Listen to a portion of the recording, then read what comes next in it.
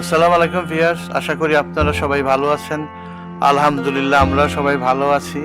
আজ আমি আপনাদের ইফতারের একটা রেসিপি শেয়ার করছি। প্রত্যেকদিনই আমরা একটা দিব, তো আশা করি আপনাদের ভালো লাগে।